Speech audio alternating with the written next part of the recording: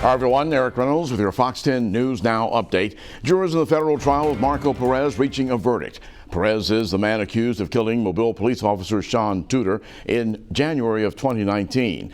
After 3 days of deliberations, the jury finding him guilty of 2 gun charges, but the 2 more serious counts came back not guilty.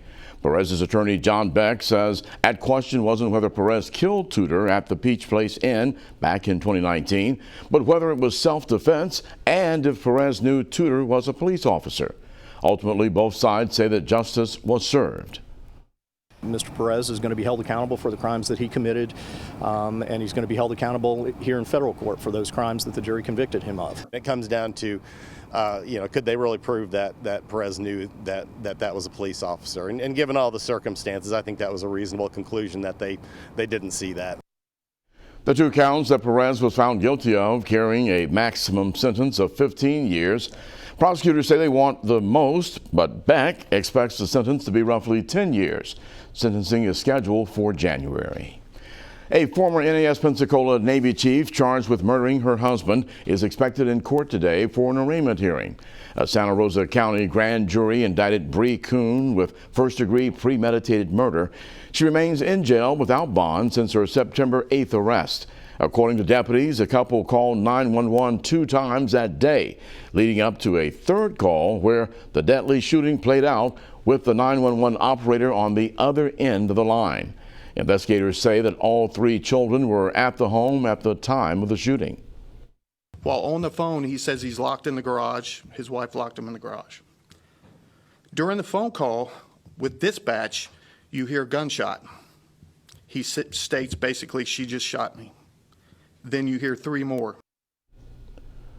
Deputies say that Turner was dead when they arrived. Kuhn, meantime, taken into custody immediately. If convicted, Kuhn faces a mandatory sentence of life in prison or the death penalty.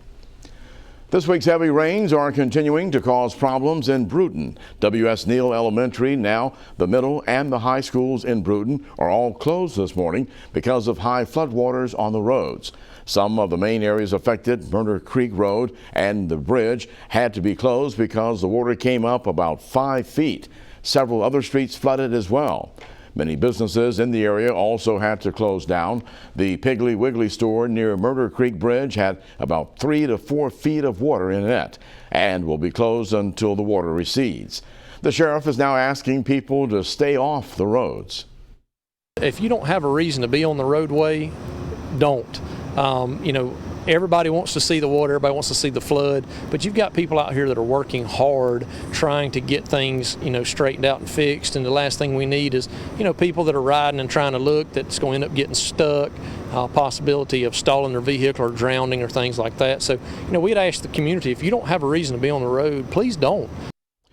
And of course, a reminder, if you see a flooded road, turn around.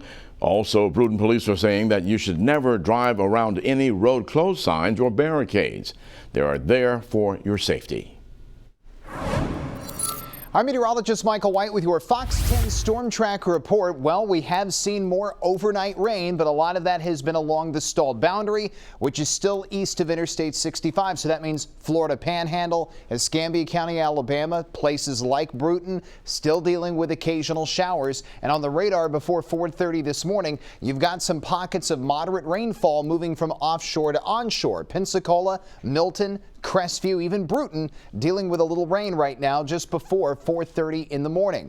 As far as the bigger picture, the weather was much more active north of Interstate 20 last night because of the upper level disturbance, which is now north of Memphis. That was bringing not only flash flooding but also severe weather potential to North Alabama, places like Birmingham, Huntsville, and Gadsden. Down here, the rain coverage will continue to decline even farther than yesterday. This is a 12-hour loop, and you can see for down here over the last 24 hours, the majority of the showers were well east of Interstate 65. Any rain that fires off today will also be east of I-65, and we're expecting mostly dry weather for Friday and the weekend. So your weather headlines for this morning: there will be some fog possible, just like yesterday.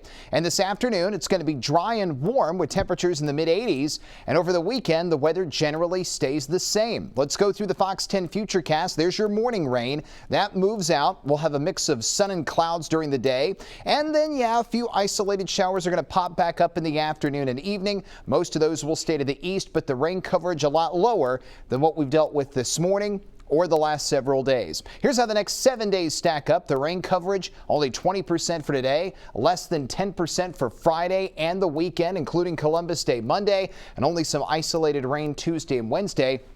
High temperatures will stay in the mid to low 80s every afternoon, but the morning temps, they stay pretty humid. They will remain in the mid to upper 60s from tomorrow morning all the way through the middle of next week. Now, we'll be talking much more about your forecast throughout the day right here on Fox 10 News Now.